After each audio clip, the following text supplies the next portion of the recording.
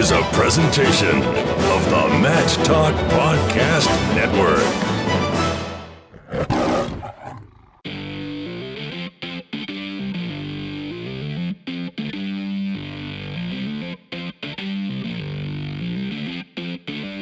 It's time for the ODU Wrestling Monarch Matcast, a show dedicated to all things related to the Old Dominion Wrestling program, on the web at monarchmatcast.com. Now, here's your host, three-time National Wrestling Writer and Broadcaster of the Year, and 2004 ODU alumnus, Jason Bryant.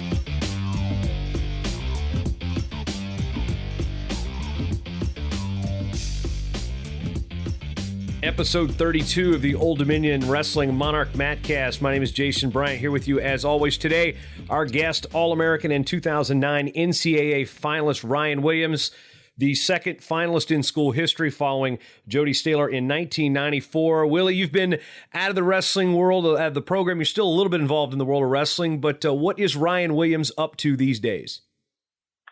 Sure. So these days I work for a company called Mythics, a software solutions provider focusing on reselling Oracle technology and implementing it. I got the job from a donor of the ODU program, Mike Hillier, who hired me just after I graduated, and I've been here ever since.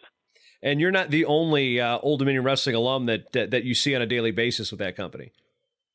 Correct. Chris Brown's here, Eric Dunnett's here, Joey Metzler, and Eric Decker. And hopefully I didn't miss anyone. There might be a couple other ones. Of course, Decker also coaching at my alma mater of Poquoson High School. So I'm going to, anytime I get a chance to throw my alma mater in there, I'll throw it in there. But you've got an intriguing story as it comes to your career at Old Dominion. I want to kind of get into that story in a bit, but I want to first know, being from Pennsylvania, when did you discover wrestling, and when did you realize that this is something I can be pretty good at? Yeah, so I started in kindergarten. My brother had been wrestling, and I was just kind of brought into the practice room along with him as my parents would watch my brother practice. And then there was other little kid there named Morgan Boblets, and that name will probably be brought up again, or his father's name. And we just started at kindergarten wrestling together. And we actually wrestled all the way together throughout high school. But that's really where it got started. In kindergarten, just kind of going to one of my brother's practices, running around the room, and just starting there. And as I got into my first couple of years, I started winning. So that's what kept me going. As you get into high school, you went to Cumberland Valley High School just outside of Harrisburg, and that's a high school that you're not the first or the last guy that's come from Cumberland Valley. Going back to my era, Blake Romano wrestled at Cumberland Valley before you came in. Billy Chamberlain was there for a spell, and of course the Warners. So what was the interest factor there in you in high school? You'd placed seventh as a junior, and Pennsylvania is just ruggedly tough. So going into your senior year, how many calls were you getting, and what type of looks were you thinking about wrestling in college? Before I get into that, I want to say one of the other exciting things was when I was growing up, Blake Romano was one of my favorite wrestlers. So he was a great guy to watch wrestle, and someone that I definitely enjoyed watching and kept me interested in the sport when I was in middle school watching him. Yeah, and he was one of the meanest guys on the mat. I mean, you wrestled he was like granted, he spent some time in West Virginia growing up, but when you get on the mat with a Pennsylvania wrestler, this was like the guy you think of. He's like, he may not win every time, but he's definitely going to beat you up in the process. Yeah, he sure was. So that was always fun to watch, for sure. So going into your senior year, you've got your seventh in the state. Pennsylvania, very tough to even qualify at a District 3, which is one of the best regions, not just in the state, but in the country. So, setting up your senior year, are you thinking college wrestling at the next level, Division I, Division II? I mean, where was your head at going into that senior year? My head was Division I for sure. And I actually I'd always wanted to go to Penn State. So that was walking my senior year. That was the goal. And I had talked and met with some of the coaches there at summer camp, the year before. So I was on the track to do that, but obviously things changed my senior year, and stuff happens. Yeah. So the story of the year you made the finals, and we'll get to that, but there, you believe, what was it, an elbow injury that pretty much ruined your senior year? Yeah, so about 4 or 5 matches into my senior year, I blew out my elbow. I dislocated it, which, isn't really a season-ending injury, but also when I dislocated it, when the elbow came back in place, it ripped all my tricep tendons off the bone. So that required a little more comprehensive surgery, which kept me out for my entire senior year. So you've got no senior year to basically show to coaches. What type of looks were you getting following the PIAA season? Pretty much none. All the looks were coming from, either coaches that were saying, were recommending me. Some of my, high school coaches were saying, yeah, you might want to consider Division II. But, I still had a hard head, and I wanted to wrestle Division I. And I kind of had a little bit of chip on my shoulder at that point since, no calls were happening. I didn't know where I was going to go. And, it was a little disappointing, but, it definitely, motivated me when I look back on it. Now, you had mentioned Morgan Boblitz, and you're right, this is where it surfaces again. So the story, as I understand it, Steve and some of the staff were up at the PIAA tournament in Hershey recruiting, and they go get something during a break. It was a restaurant, and they run in to Boblitz's dad. Is this the story is how you understand it? What's your version of how you got connected with Coach Martin in Old Dominion? Yeah, so, during a break of the state tournament, they walked into a restaurant to get something to eat. And Coach Boblitz, how I always known him, taps Martin on the shoulder and goes, he said, "What are you doing up here?" He said, "Oh, I'm recruiting wrestlers." He introduced himself and goes, "Well, I know somebody that you need to recruit." And he gave him my number. And, Steve, the next day I'm getting a call from him, and he wants to know more. So that's kind of the brief story, how I got tied in with Old Dominion. Now, how quickly did you commit? Because I understand Bloomsburg was kind of in the running, and without a season, it's March, it's April, and this is even before any of the summer wrestling. You get back on the mat. So how quickly were you ready to commit when you got that call from Steve Martin? I think it was probably a month after, if I can remember correctly, but I scheduled a visit within 2 weeks, and then almost a week or so after I committed. I had been on pretty much 3 other visits. So I went to Kent State, I went to Clarion, I went to Penn State on unofficial, and I guess Ryder. So, that was kind of my last one. And, it was, I guess the one that was, on my mind and the one where I thought I could do the best at. And I think when I got back from that trip, I pretty much had made up my mind that Old Dominion was it. So probably about 2 weeks after I went on the trip, I committed. And then I was told to call a guy named Twinkie to let him know. Gee, I wonder who the heck that would be. So what did you know about Steve Martin? Because it was early on in his coaching career at Old Dominion. He had great teams at Great Bridge when he was the coach there. What did you know about him prior to getting that call? And was that first phone call, did he make you apprehensive a little bit? He did. It was I just remembering the call, I remember he was straightforward. He asked me, kind of, where I saw myself, and it was definitely, as I told him I wanted to be a Division I All-American, and get as high on the podium as I possibly could. Those are, I guess, were good signs. And just, I told him, disappointing year. I'm ready to get back on the mat and start competing hard, and get better at the sport. And I guess he kind of liked all that. So, the conversation went well. And I think he saw something in me, or an opportunity to make me a better wrestler. And I think that's what he went on. I think I did give him some film and some stuff like that. So, it was a overall good experience. So when you get to campus is undergoing a significant change. There's buildings being thrown up. I mean, we talk about this with the kids that are on the team now. It's like, it's a different place from when I left there, when you got there, and the program itself was kind of moving forward. What did you see in the program that says, you know what, I think we can do something special here? Yeah, well, it kind of goes back, you kind of saw all the people that Old Dominion was, and I was one of the late people to sign. So you saw all the previous people that signed before me. They're all, good high school wrestlers.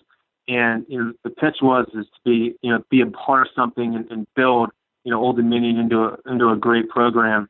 And we were going to be the first round of guys doing it. So that was something that was exciting, and we definitely were looking forward to. I think as a whole freshman class coming in. So that's definitely one thing that I liked, and I liked that I had the ability, I felt, to walk into the Old Dominion wrestling room and have a spot day one.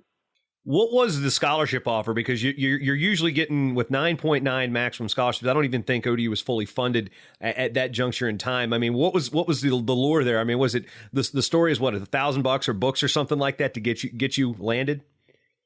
Yeah, that's basically what it took, and at that time, that was probably an equal offer that I had anywhere else. It felt good to see. Because Steve initially, and maybe this is all him selling, I don't know. He said he wasn't sure if he could get me anything, but then he came back with some money. So I felt like a little bit wanted at that point, which was good.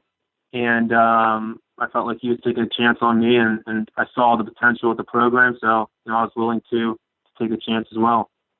You're coming in as a true freshman, wrestling at 133 pounds, but there's an X factor in this whole scenario, as Steve's nephew, Michael Martin, had transferred from Illinois back to the area to wrestle, go down to 133, where he'd been wrestling 141 at Illinois, coming off a knee surgery. And a lot of people, including myself, were kind of penciling him in. Okay, there's a threat at 133. And when we get into wrestle off time, I mean, you're banging with a guy that was a 4-time Virginia State champ. He was ranked number 2 and number 1 in the country, regardless. And it's like, what was it like getting in that room and brawling with somebody like that, and it's like, who was, had the accolades, and you're just a 7th place kid on books from Pennsylvania, and ultimately you end up winning that spot?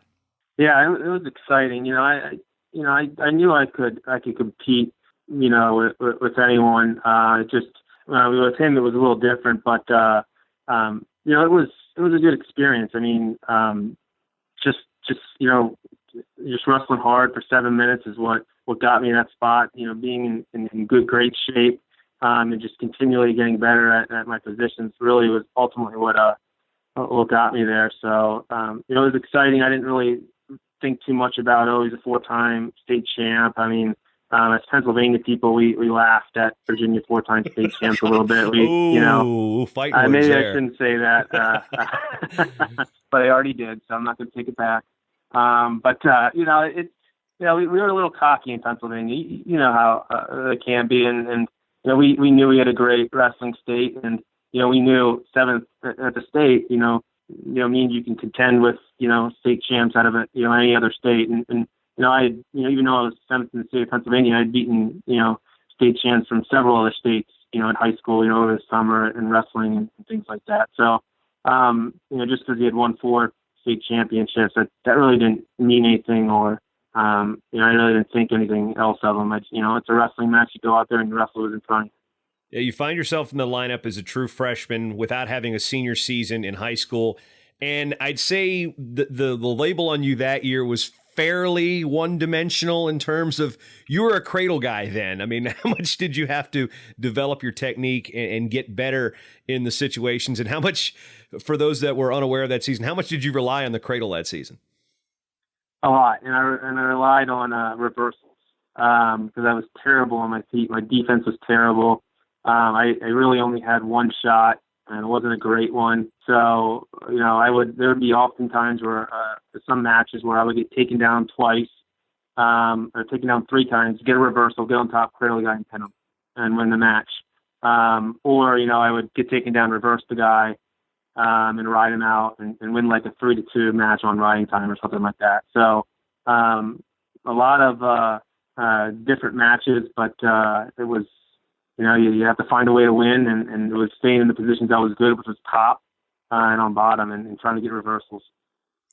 Moving up to 141 was the goal the next year, but let's backtrack a little bit. And you qualify for the Nationals as a freshman, and again, we're in a situation where you weren't really highly recruited. You had no senior year. Then you find yourself wrestling at the NCAA championships. I mean, was how much of that was a realistic goal you thought coming in, and then making the finals of the CAA tournament, almost winning it? I mean, it was a had a great match, great tournament, but when you got that opportunity to compete at the nationals, it was what was that like for you in terms of opening your eyes to what could be greater down the line?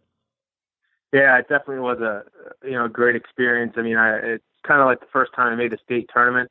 That's once you get there, that's all you think about. Going into the next season, that's all you train for. You're excited. You know where the top of the sport is, and you keep working towards improving. And it definitely was an eye-opening experience for me wrestling. I think it was in St. Louis that year, it was in Oklahoma City. Wrestling in front of a big audience. It was great. Something it's tough to describe, but it's definitely going into the next season. That's all I was thinking about is how do I get back there, and how do I improve? How do I win a match? Really. Yeah, it was the losses to McCormick from Missouri and I believe Mike Mormile from Cornell, if I'm not mistaken. But let's move past that. Moving up a weight class. And this is the year I will point to, and you are the example, and it's not a knock, but when they look at the qualification system the way it is now, and then we look at how the CAA was when ODU was in the CAA for wrestling, the wild card structure was just basically who knows what. And you finished third in the conference that year behind Don Fish of Ryder, Charles Griffin from Hofstra. Both of them end up being All-Americans that year. The way the qualification system worked is to get that historical data to move the bids forward, you got to get enough wrestlers to the round of 12. So instead of taking you, who was third behind two eventual All-Americans, the conference elects to take the third and fourth place guys at 174 because some guy named Ben Askren was clearing out the weight class. Everybody's running from him. They thought was a better shot. So tournament comes around, you get snubbed. Then you see the two guys that finished ahead of you as an All-American. How hard was that to sit there at home and be like, I was in matches with those guys? I mean, I should have been there.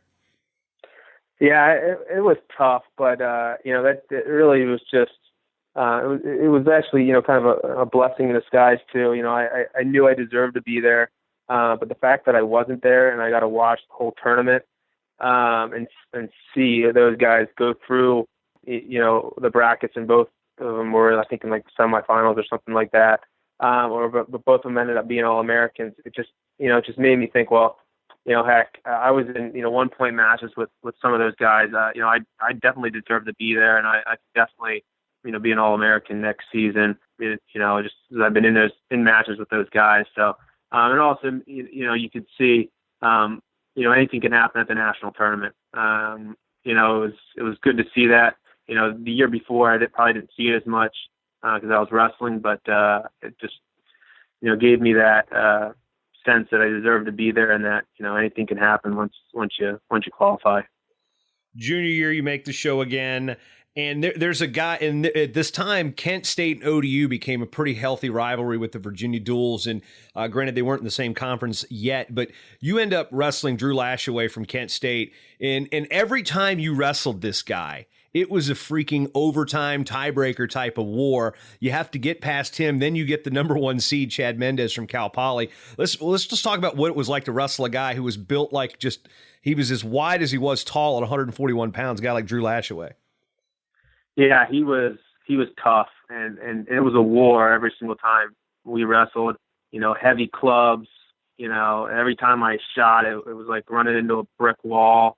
There was no comfort at all during that match or any of the matches. And, that match right there was probably the one time, I probably never admitted this before, that I thought I was beat. And in all the matches I wrestled him, I just wasn't feeling myself going into overtime and tried everything I could at the end to finish him in regulation, but it just didn't happen. And I was hurting. So I don't know how I did it or how I came through in the end, but I did in overtime.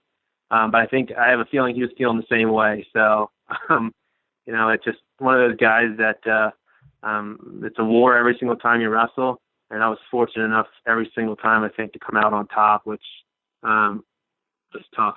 What was it like going into that match against Chad Mendes from Cal Poly, who was the number one seed, eventually lost in the finals to Jay Jaggers, who we will talk about here a little later, unfortunately for you at least. But, going in, you got the number one seed, you're at nationals, and people are looking at you going, they're almost looking at like this kid from ODU. That's the upset special. I mean, 7-4, you had him on the ropes. Yeah. Well, I had wrestled him earlier in the year at I think the Michigan State Open, and Steve walks up to me before that match and goes, "He's got a trick hold. I don't know what it is, but he's got a trick hold." And I'm like, "Why are you telling me that right now, Steve?"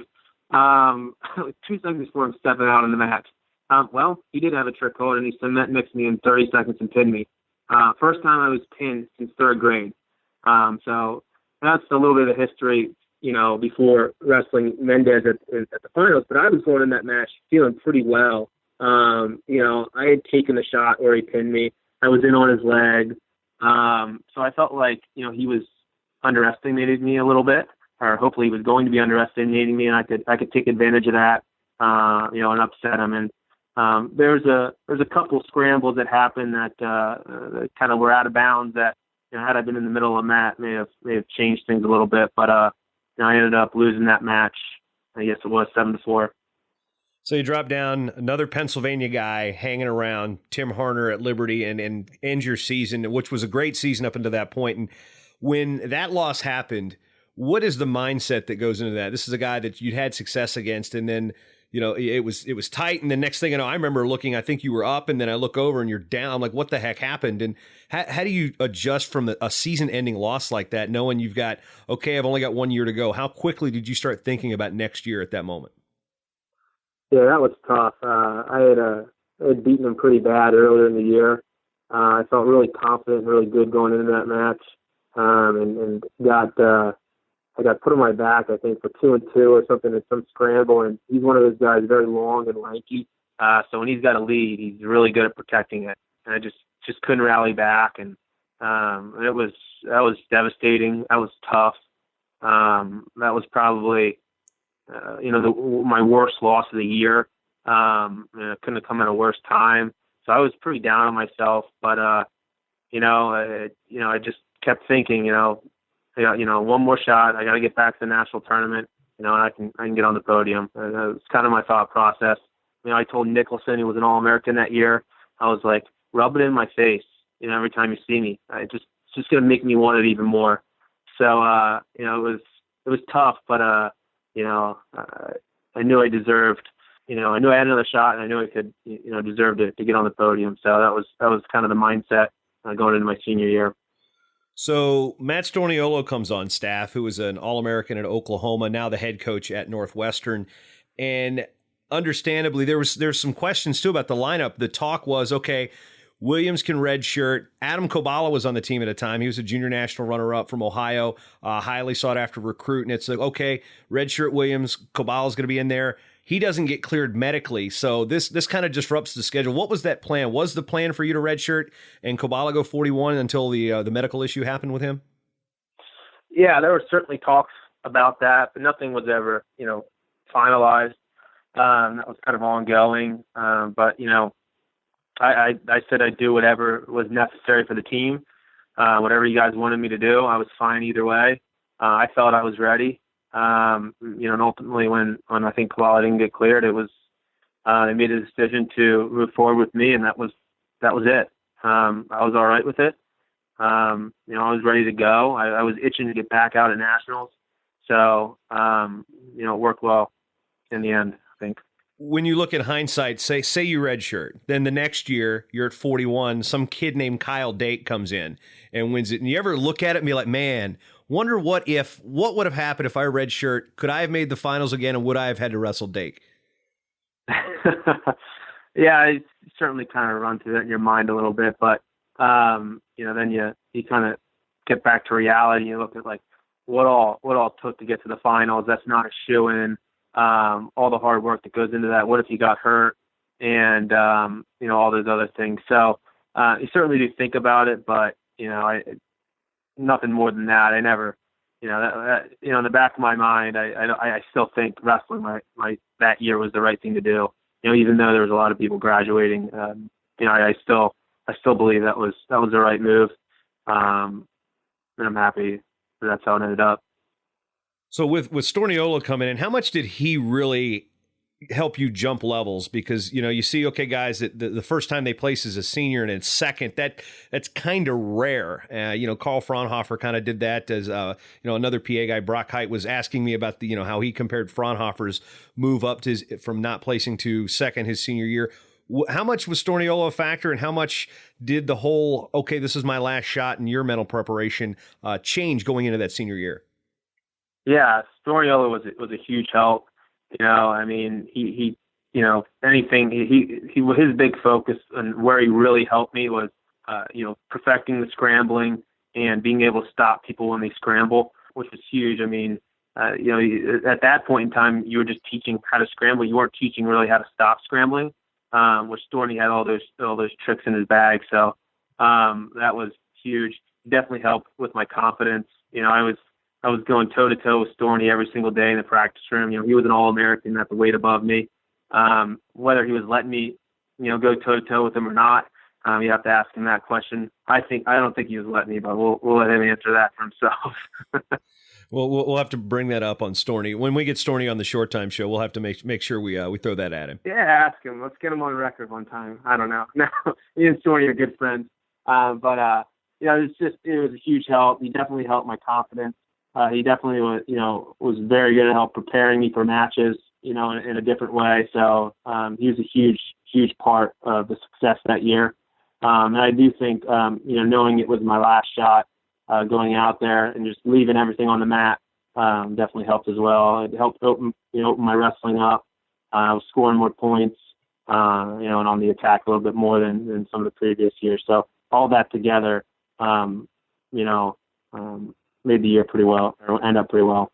Senior year, I think the moment that I looked at it and said, okay, Willie's got something this year. Something's going to happen. It's when you kind of finally got over that hump in beating Albright, who had Eric Albright, another PA guy from your area, wrestled at Virginia, transferred to Pitt. You beat him, I believe it was at Michigan State Open or Eastern Michigan Open, one of those early opens. And it's like, okay, things are going to be different this year. I mean, how much did that win right there kind of key things be like, yeah, I'm ready this year? Yeah, it was really that whole tournament. I mean, Eric Albright and I had wrestled since elementary school, and we went back and forth. It was something where I never beat him until high school, and then I beat him every single time in high school, and then he had beat me every single time in college up to my senior year. So it was one of those strange back and forth battles that I had with him, and it was good to beat him and good to end out that series on top, but there was a string of matches leading up to that where I wrestled, Molinaro and beat him. I wrestled Nauman and beat him in that tournament. It was a brutal tournament. That definitely felt good to win all that, win those matches especially against former PA guys. And I kind of knew that, after that, I was sitting in a good position. I was wrestling well. I felt good, cutting back down to 41. I did it a different way my senior year, a little smarter than in previous years, and just had that weight under control, going into the first tournament. So that was definitely a good way to start off the year. And you had some pretty exciting wins along the year. And of course, then there's the dual meet at Oklahoma State. I mean, you're a kid coming from PA to wrestle at a school in Norfolk, Virginia that, Oklahoma State doesn't really pay a whole lot of attention to. What was it like to win a match there in Gallagher-Iba? I mean, the first three weights, Nicholson, Hutter, you, bang, bang, bang. The Cowboys were in shock. I mean, you beat Jamal Parks, who is an All-American, highly ranked guy. People looking at him and going, "Yeah, he's a title threat this year." I mean, what was it like winning a match in Gallagher-Iba Arena? Oh, that was awesome. It was a different wrestling experience than I've ever had. They had the marching band there. They had people banging these little things together they have at the football games. The little blow up things. It was loud. It was crazy. And it was exciting, and just to go in there and win the first three matches was huge. Hutter and Nicholson and myself, I think my dad named us Murderous Rail after that, after we beat those three. So it was a good experience, and it was awesome. Great way to again to continue the momentum in the beginning of the season. So we get into December. And this is where you start this run. The Midlands at the time, not seeded the best. You end up wrestling a guy, Chris Druin from Arizona State, who ends up being an All-American later in the year. He was in the semifinals. You're in the semifinals, granted on opposite sides. That's a pigtail. That's like the round of 64. That's not even like the round of 32. You've got this guy right off the bat. I believe the last loss you took until the finals was at the Midlands. I mean, what was about that tournament that kind of shifted you up another level? Well, I mean, that was a tough tournament. I think in general for my weight, ton of ranked guys there, and it was kind of weird how it shook out, but it was almost like the Russell backs became tougher than the actual the championship bracket if you look at how people finished at the end of the year. But that tournament was definitely good to place at. You saw a lot of different guys at it. There was nothing that changed really there. It was just after that, I just kind of got on a roll. I got hot, and I didn't really stop until I guess the last match. So that was another good tournament. I lost early on and had to battle back. I don't know how many matches in a row. But a lot of good guys I wrestled throughout the wrestlebacks and a lot of close matches. So it was it just got the momentum going. Yeah, you end up finishing in fifth place, and then when you go through that, then you get the Virginia duels. You avenge a loss to Tony Dialli from Central Michigan. You just go on a tear. I think it was like 18 or 19 in a row. You had big wins. And you were peaking at the right time, cruised through the conference tournament, got a fall over another PA guy in the CAA finals. And where were you thinking? Where was your head at going into the nationals? I think I had you at the time I was working for Interman. I think I had you ranked 4th or 5th in the country. You come out as a number 8 seed. So you see that draw, you've seen the rankings. What are your thoughts when you look at that draw and be like, okay, that's where I'm going to be? Yeah, I even though some rankings had me, at 3rd, 4th, 5th, 6th. I knew that just looking at the reality of the situation that I would be anywhere from 3 to 8. So if I was outside of that, I would probably questioned it. But since I was the 8th seed, I was like, well, it's Old Dominion. I mean, I'm not surprised. All the guys ahead of me were in some of the bigger conferences. So you can't really do anything about it. It's what's done is done. All you can do is go out and wrestle. So I didn't let it get to me. Started focusing on the first matchup. Went from there. I didn't want to. You can't let that stuff discourage you. It is what it is. You got to go out and wrestle. Yeah, in that first match, this is a name people are going to actually be recognizing come Olympics time. You wrestle Frank Molinaro for the second time that year. He's a freshman at Penn State. He's on this year's Olympic team. So, going forward, 7 years from that moment, Frank the Tank is on the Olympic team. You beat him twice that year. You've got a Big Ten guy unseeded. He got a wild card in the first round. I've always thought the Big Ten guys unseeded are extremely dangerous, and you controlled the match 7-1. What was the key point in getting off to a great start, knowing there were guys ahead of you in this draw that you hadn't had great success against?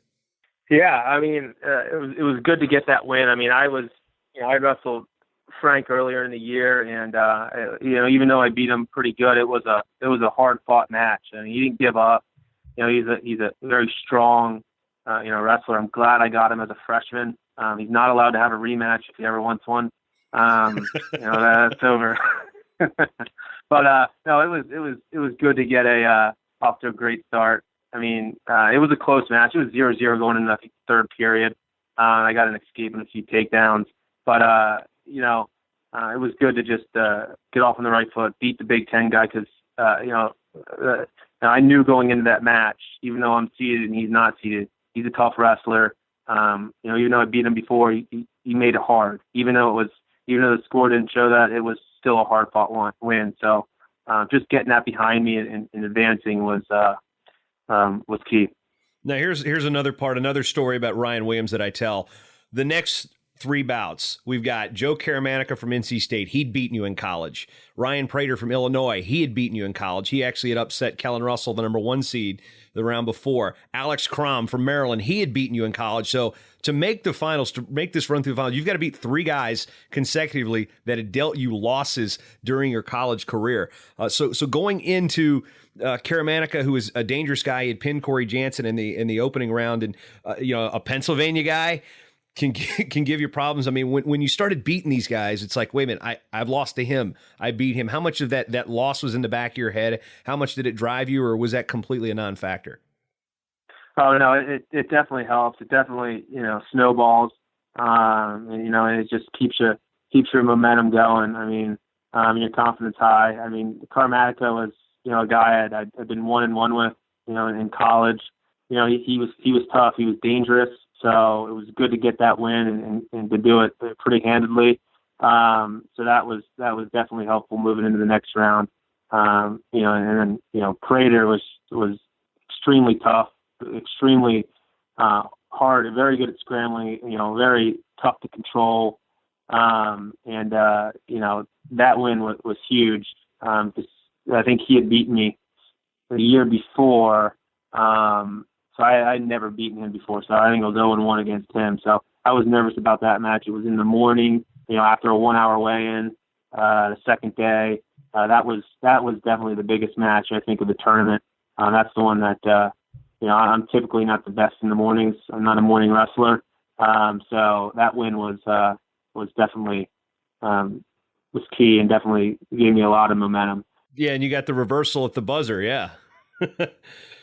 Yeah. You had him decked, first of all. That was, in my opinion, that was another ODU Big Ten call. It's like, just slap the mat. I mean, they had no problem slapping the mat when Prater pinned Russell the round before. It was like, I think Christine, took a picture. And it was like, he's flat, so, and then it comes out with that late reversal to seal it. And you got an All-American status, and you've got to wrestle the semis. Alex Crom, Pennsylvania guy, unseeded. So you had, two programs on the rise, Maryland and Old Dominion meeting in the semis. And I remember somebody was going, well, it looks like Maryland or ODU is going to have a finalist. I mean, so how did you prepare? How did Steve Martin and the staff and Stoney prepare you for that semifinal match against another guy who had beaten you in college?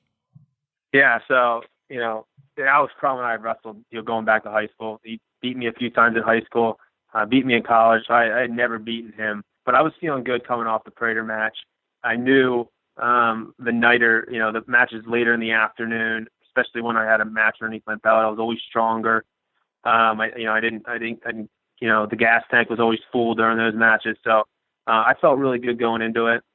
The coaching staff, prepared me well for Crom. I knew him very well, so there wasn't a whole lot to do other than just to be focused and just kind of take the match and make it mine. Go out there and get a lead and win the match. So that's kind of what I did. I was able to get a takedown in the first period, ride him out, which was huge.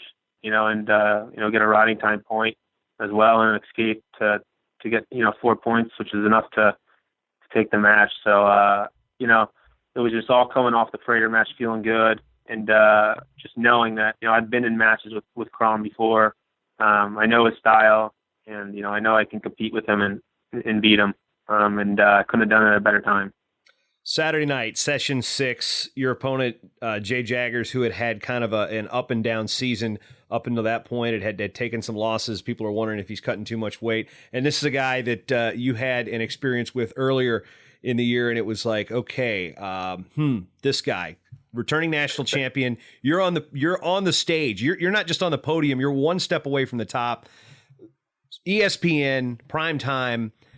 How much anxiety is going through your head before you run up those steps and you realize I'm on ESPN in front of a sold out arena wrestling for an NCAA championship when I only took 7th in my high school state tournament? Yeah, it was definitely exciting, and overwhelming. It was a guy who I had experience with. I just said earlier that Chad Mendes was the first person to pin me since 3rd grade. Well, 2 weeks after that, Jay Jaggers pinned me for the second time since I've been pinned since 3rd grade. So that was my experience with him going into that match. So there's definitely some anxiety there. He was peaking at the right time and pinning all of his, his pretty much his way to the finals. And he was a returning national champ, and he was peaking at the right time. So there was definitely a lot of nerves there. With the whole setting and everything. It was overwhelming, and I think that might have got to me a little bit, but the match ultimately didn't go my way. But still a great finish. Yeah, Jay actually still rocking the title of best dressed assistant coach in college wrestling, as he's now an assistant at The Ohio State University. And, a guy that, like you, was a cradle guy. When you look back at it, and it was Coach Martin's first national finalist It's the 2 straight years of having an All-American, because prior to James in 2008, ODU hadn't had an All-American since 1995. So when you look back on things and you look at what that group started, with the run of All-Americans in consecutive years, so what was the biggest thing you took away from your experience wrestling at Old Dominion? Well, I mean, the biggest thing was it was good to be a part of something that wasn't there in the beginning, and to grow with the coaches, grow with some of the teammates that were there since day one, or that came in second or third year, and put your school on the map, and have people starting to say, oh, I know what the ODU stands for now. It's Old Dominion, rather than what's ODU stand for, which is when I went to the national tournament my first year. So I think that was probably the best part, is just taking something from nothing and building it, or that hadn't been anywhere in a little while with the Old Dominion program, and then taking it to a place where we were top 20 in the country. And we had guys wrestling in the national finals, so and All Americans in back-to-back years. That was exciting, and definitely probably the one of the best things is having the whole team there doing that. It wasn't done by just me, or just the guys that were All Americans. Even the guys that were in the practice room, getting us there and getting us ready each week. So you can name off a whole bunch of people, but it was a whole team thing, and it was just great to do it, and it was an exciting time. When you look at recruits that are coming in, and maybe people might be questioning, okay, can they win there? Can they make the national finals there? Can they be in the semifinal? Can they be on ESPN? You're kind of that guy. Again, we point to be like, well, this guy proves that there's some coaching going on in that wrestling room. And what do you think really helped you from the coach's standpoint to get you from guy on books to the NCAA finals? Yeah, I mean, Steve Martin, was a great coach. I mean, he was there since day one. I remember the first time he actually showed me something. It was my freshman year. He goes, "William, your sweeps are all messed up. You need to learn how to finish them." He's like, "Tap me on the shoulder next practice, and I'll show you." And that was the first time I got a one-on-one workout with him. I think after that he saw something in me, and he just kept those going. My technique wasn't great in the beginning. It was a little sloppy, but I wrestled 7 minutes hard, and I think he liked that. And and we just continued getting better. It wasn't something that I was I could be in the NCAA finals my first year.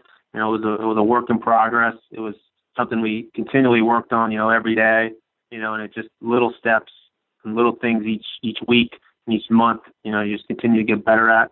And that was one thing that Steve's really good at, is breaking the moves down, showing you the little things that over time you put them all together, they add up to something great. And that's was kind of, I think, the story of my career. It's just little steps to get better each week, each day, and don't repeat mistakes, and getting better, and that ultimately led to me taking second in the country.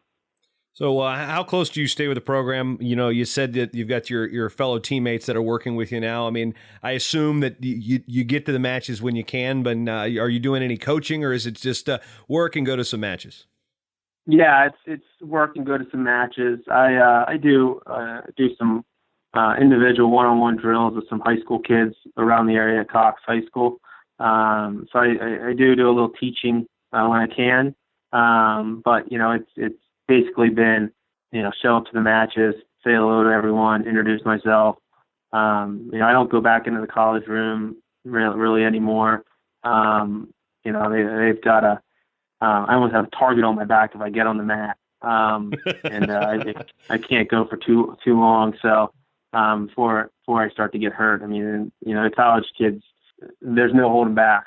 They smell blood in the water after a minute of wrestling me. So, they don't take it easy. So there's been no wrestling for me.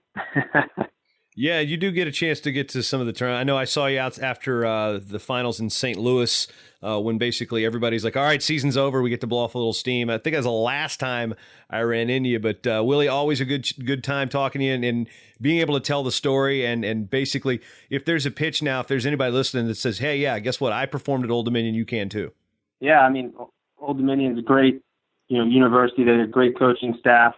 I was able to make it to the national finals. But there's a national champ out there somewhere at Old Dominion, and I have a feeling that person's in the wrestling room right now, busting their tail. Great school, great coaching staff, and you can do it at Old Dominion.